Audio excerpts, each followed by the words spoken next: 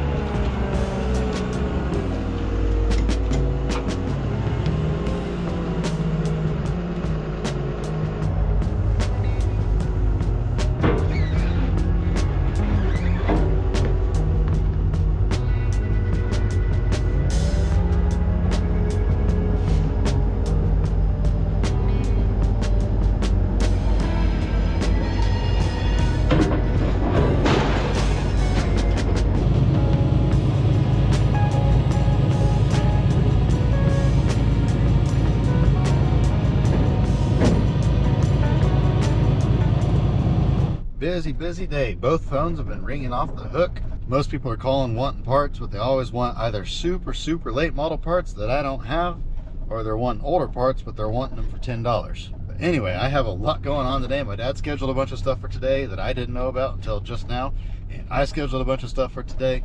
I got this old GMC loaded up now. I was gonna just crush it, but it is a 5-lug, and I know a lot of people like to convert their old 6-lugs to 5-lugs and disc brakes and all that, so I guess I'll go ahead and save it. It's in the way though, so I'm going to take it out to my place. I've got some people out there now. I got to get them loaded up. Probably have to go haul some cars, but we'll see how it goes.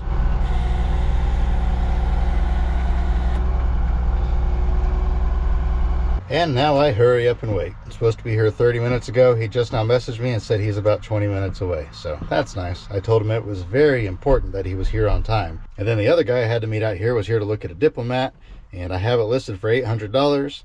Pretty well rust-free, 1979 or 80 Diplomat, something like that. And he says, well, I just want to cut some parts off of it. I'll give you $400 for the whole car. And I'm like, I can't do that. That's what it'll crush for. Oh yeah, so why won't you sell it for that? And I'm like, well, then if you would have brought a trailer with you, I might have countered offered it like $450 or $500 or something like that. But now I'm going to have to meet you again and then load the car up and put a bunch of time into it. Or I can just shove it in the crusher and go on with life. If I'm getting the same money either way, why in the world would I save the car? And of course that offended him, and so now he doesn't want the car at all, which is perfectly fine. But yeah, that's my day. I got people waiting on me now at other places, and I'm sitting here waiting on other people, so oh well. There we go. Headed back to Missouri. He's doing a chop top, and I guess his roof is messed up or something like that. It wasn't done quite right, so he's trying to use that to fix his.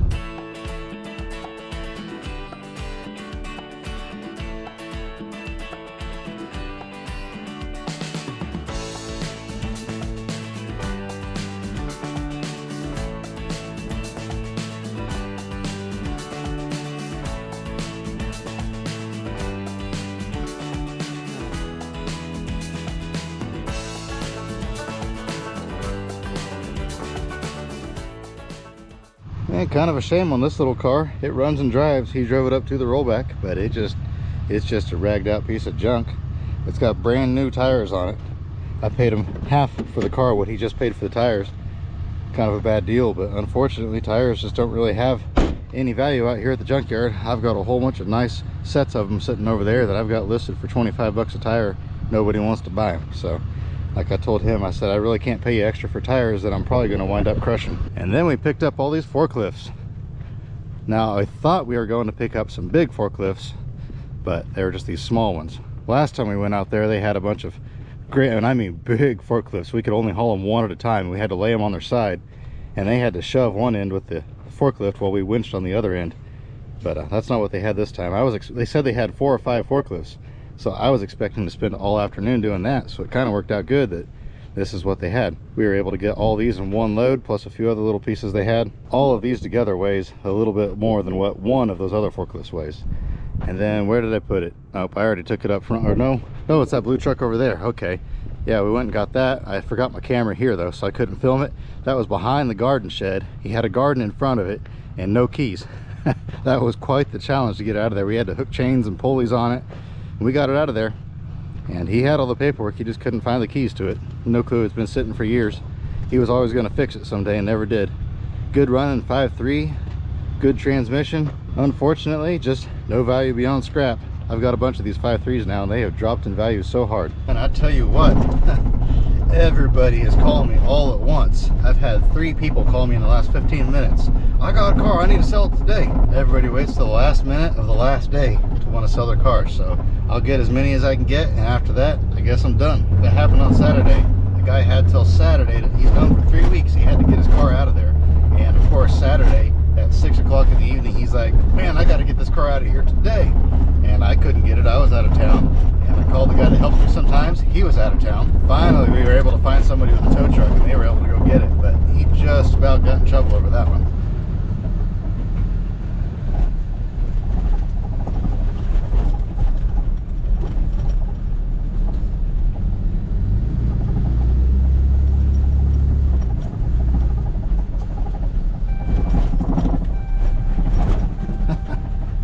Wild ride.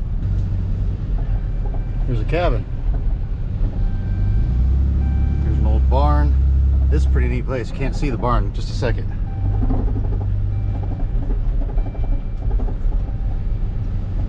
This is a neat place out here. Way back in the sandhills.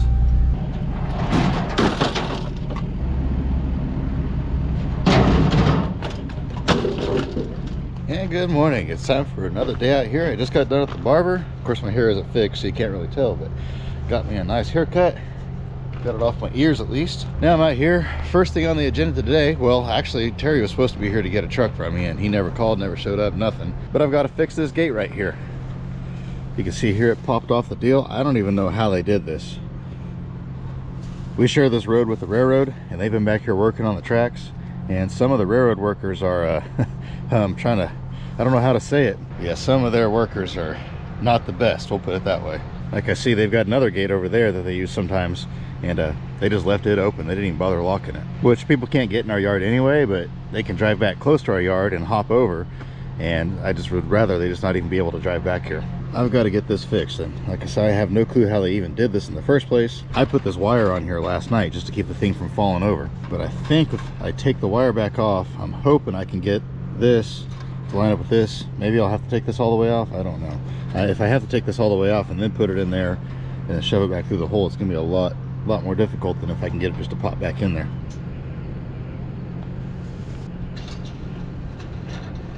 It's kind of hard to hold the camera and do this at the same time, but I think I'm gonna get it now. There we go. Yeah, I gotta loosen this thing up so I can spin this around easier. This is a definite two-man job, but I do the job of 5 men, so here I am. Man, I don't know what to do here.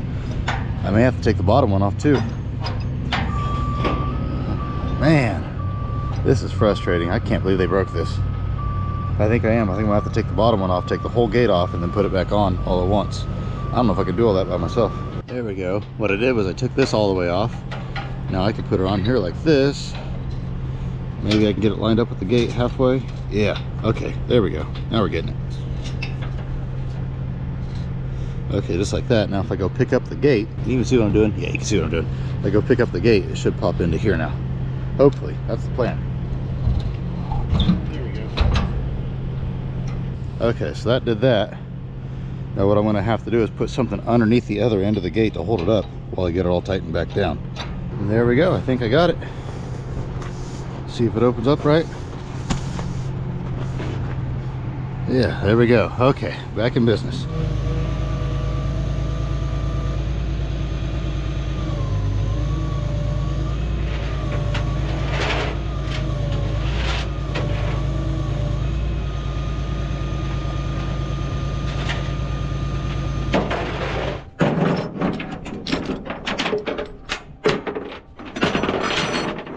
Fresh arrival. This one got a little bit crispy. Little bit crispy. I thought it was interesting. There's some pudding cups and some wipes in here that didn't burn. Everything else burnt. Just a crusher, but it does still have the catalytic converter on it, but I don't have my Sawzall with me, but I don't think anybody's gonna steal this one. Then also had to go pick up a load of batteries. A company called and they didn't want cameras, so I couldn't film it, but had about 5,600 pounds of batteries and we had to hand stack them all. So I'm a little bit on the sore side, but the college is coming to pick up a car. They practice on them, cutting them up, the college fire science department, whatever it's called. And so I need to get one of these cars ready for them. And then maybe a guy's coming to pick up an old Comet today. I don't know for sure on that.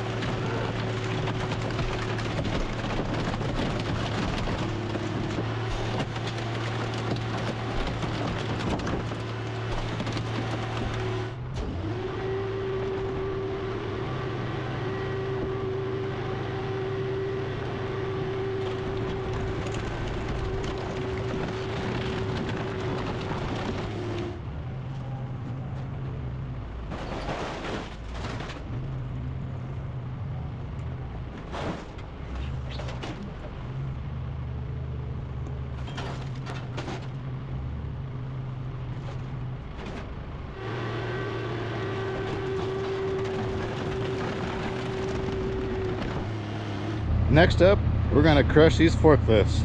You may have never seen one of these getting crushed before. I haven't even crushed one of these in quite a few years, honestly. What you gotta do on these is you take the loader and you fold this front part over. If you try to crush it straight down, sometimes it pops sideways or something like that. So you gotta fold it a little bit to start with, and you set it on top of a car, and this end here, it'll crush a little bit, but it'll crush down into the vehicle. And then of course these are already flat, so they just press into the vehicle a little bit. I can't put all 4 of these in one bundle. I could probably get 2 on this one and put 2 in a different one. But with that being said, let's go ahead, fold it over, stick it in there. You can see what happens. Just wants to roll. Not working very good. How did I do this last time? Maybe I did it like this, where I push on it this direction. No? You can see there, I got it to bend a little bit. So I think if I run the crusher down at a little bit of an angle manually, I can go ahead and get it to fold on over. So that's what we'll do.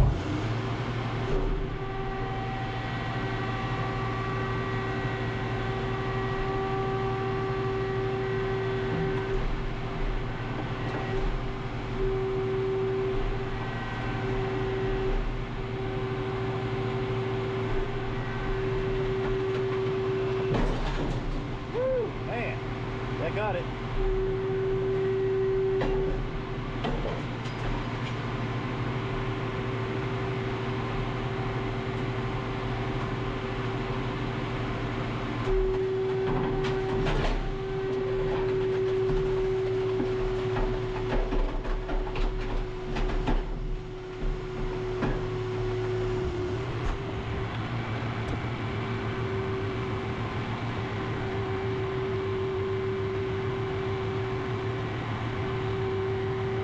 Of course I wasn't filming, I just wanted to see what would happen. I put the forks up on top of it, the whole forks and all on top of it, and kind of shifted sideways as I shoved down, and it folded right over. So I don't know if that first one was just really stiff or tough, or however you want to say it, or if this one here was just weak.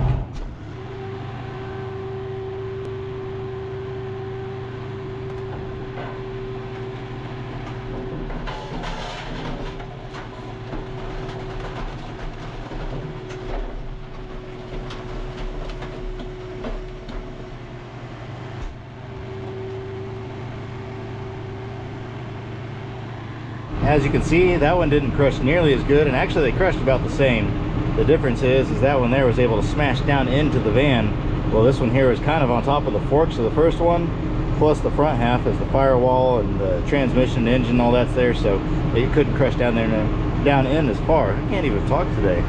But anyway, what I'm going to do is I'll take a car and put it on here with the engine towards that end, and when I crush it down, it'll kind of fold around all this stuff, and we'll be good to go.